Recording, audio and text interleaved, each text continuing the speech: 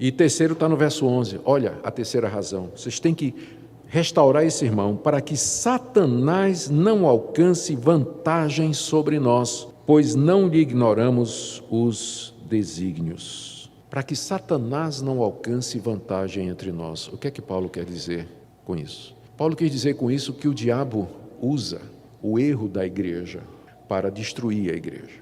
É uma vantagem que a gente dá ao diabo quando a gente usa a disciplina da igreja de forma errada. Quando a disciplina da igreja é usada para punir, como castigo, para destruir, e não para restaurar, e não para encorajar, e não para corrigir, então o diabo usa isso. Porque uma pessoa que foi injustiçada ou foi apenada da forma errada, ela vai sentir revolta, ela vai sentir tristeza. E um crente revoltado e amargurado é usado pelo diabo, é muito usado pelo diabo. Uma pessoa que se sente injustiçada, não é? E assim, revoltada pelo que fizeram com ela, ela vai ser usada pelo diabo para maledicência, espalhar boataria, espalhar insatisfação, espalhar crítica e uma série de coisas. E o diabo usa isso. Então Paulo sabia que o diabo está à espreita. Nós não devemos esquecer que a nossa luta é contra os principados e potestades. É contra estes seres espirituais da maldade nos lugares celestiais. E que nesse exato momento em que nós estamos aqui, estudando a palavra de Deus, Satanás ou seus emissários estão aqui. Eles estão acompanhando, e não só aqui, mas em todo lugar onde a igreja, o povo de Deus está reunido, eles estão querendo ter vantagem sobre nós, porque toda vez que uma igreja se racha, divide, saem irmãos revoltados, que têm problemas que não foram tratados da forma correta, a vitória é do diabo. Então, Paulo diz, nós não ignoramos os desígnios de Satanás, nós sabemos quem é o diabo e sabemos o que é que ele quer destruir a igreja, ele quer acabar a união dos crentes, quer atacar a comunidade, e vocês não podem dar uma brecha, não podem dar um pau para o diabo bater em nós, e é o que vai acontecer se vocês não perdoarem. A falta de perdão a esse irmão vai dar uma arma para o diabo, e meus irmãos, não tem nada que cause mais confusão, eu falo como pastor, o que é mais difícil para você administrar numa igreja é exatamente essa falta de perdão entre membros. Membros que tem um tem problema contra o outro, tem suspeita contra o outro. Aí não vai resolver, não vai falar, como Jesus disse em Mateus 18, se teu irmão pecar contra ti, vai tratar entre ti e ele só. Né? A pessoa, em vez de resolver o problema, já vai falar para outro. Vai dizer para o outro, que vai dizer para o outro, e vai dizer para o outro, e aí isso se espalha pela igreja, a insatisfação, a maledicência, o olhar de banda, o desprezo e tudo mais, e aí você tenta, como pastor, resolver o problema, você não sabe nem por onde começar, não sabe nem quem começou, não tem nem um fio, sabe um novelo, que você tenta achar o fio da meada, a pontinha para você começar a puxar, e para saber como resolve, você não acha às vezes, porque a coisa já rodou, já andou. E o diabo, então, usa isso para acabar a comunhão da igreja. No domingo está todo mundo lá sentadinho, participando do culto. Mas não tem comunhão, não tem mais aquela liberdade no espírito, aquele amor entre os irmãos.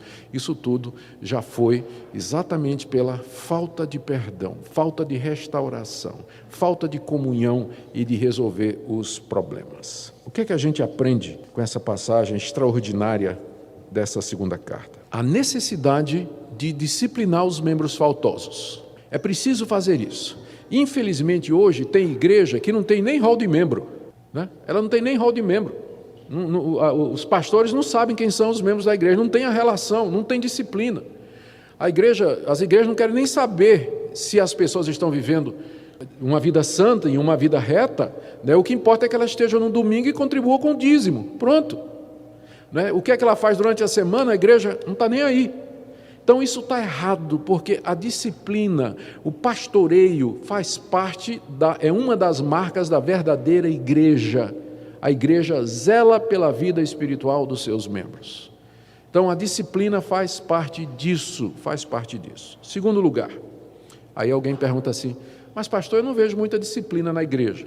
É que às vezes, pelo menos no caso da igreja presbiteriana, a disciplina ela é exercida na mesma extensão do conhecimento da falta. Ou seja, às vezes acontece que houve uma falta, um membro cometeu uma falta, mas só quem sabe é ele e mais a família dele. A igreja não sabe. Então aquilo é tratado naquela proporção. A gente não traz para o conhecimento, olha, fulano de tal, né, foi apanhado vendo pornografia. Imagina, né? A mulher pegou ele assistindo filme pornográfico. Só quem sabia disso era ele e a mulher. Aí vem para a igreja para anunciar, ele está suspenso da comunhão por conta disso? Quer dizer, é isso que a gente vai fazer? Claro que não. Ele vai ser disciplinado, mas em particular.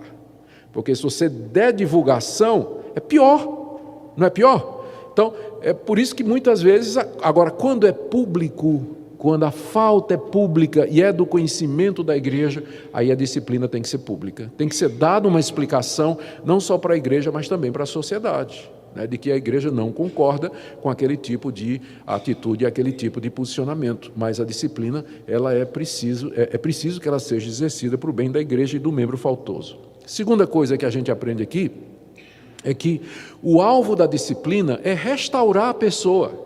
Não é simplesmente se livrar de alguém que é incômodo, porque às vezes pastores usam, né, e conselhos usam a disciplina para se livrar de gente que é uma pedra no sapato. Tira ele da igreja para ver se a gente tem alguma paz, não é? Às vezes tem gente que é pedra no sapato mesmo, né, e é um espinho na carne mesmo. Mas a disciplina não pode ser usada para isso, né? Não pode ser usada como uma desculpa para fazer isso. O alvo da disciplina é sempre restaurar a pessoa, fazer com que ela sinta o seu erro, que ela se arrependa e que ela restaure a sua comunhão com a igreja. Terceiro, que a gente aprende aqui, a necessidade da igreja ser uma comunidade restauradora, que a gente aprenda a perdoar, que a gente receba os irmãos faltosos. Às vezes a pessoa cometeu um erro e ela fica marcada na igreja. Ninguém quer mais nada, o pessoal se distancia, mesmo que a pessoa se arrependeu, mesmo que a pessoa foi disciplinada, que ela pediu perdão, que ela foi restaurada publicamente, mas os membros ficam, né? Então, a gente tem que lembrar que podia acontecer conosco, podia acontecer comigo, podia acontecer com vocês. Nós somos uma comunidade de pecadores, justificados e perdoados, é verdade, mas ainda pecadores. Então, nós temos que aprender a nos condoer com o erro dos irmãos e perdoar os irmãos que estão arrependidos e recebê-los de volta ao nosso convívio, uma vez que a situação toda foi resolvida. Quarta lição que esse texto nos ensina é que o diabo usa o pecado dos crentes para obter os seus propósitos, tanto o pecado da rebelião, como o pecado da disciplina excessiva, como o pecado de não perdoar a pessoa arrependida e recebê-la de volta à igreja. Eu termino com duas perguntas. Será que você, essa noite, Deus não está trazendo à sua memória alguém que você precisa perdoar de verdade? Alguém que lhe magoou, que lhe ofendeu, mas que já pediu perdão, que já disse que errou, mas você ainda guarda aquela mágoa, aquele rancor contra aquela pessoa. Quem sabe hoje à noite não é aquele momento em que Deus lhe chama para que você faça isso que está ensinado aqui. Pastor, e se alguém pecar contra mim e não está arrependido? Você tem que fazer o que diz Mateus 18. Vá até essa pessoa, converse com essa pessoa, não fale com ninguém, vá diretamente a essa pessoa. Se a pessoa não quiser lhe escutar, você convida mais 2, 3 irmãos, conversa com essa pessoa e finalmente, se depois de fazer essas tentativas a pessoa não se arrepender, aí pode me procurar se você for membro da igreja.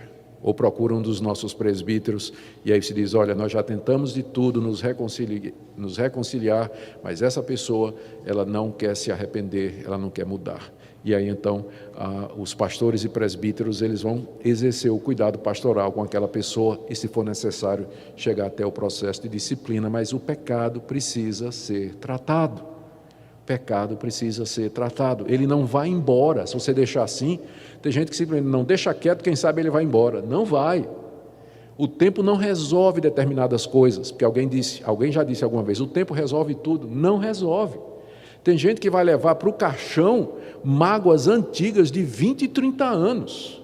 Quanto mais a gente fica velho e o tempo passa, mais essas coisas, como uma doença, vai criando raiz, feito um tumor, né, que vai criando raiz dentro. E quanto mais tempo você demora para operar o câncer, mais difícil é a operação. Então tem que tratar logo. e resolver para que Satanás não tenha vantagem sobre nós.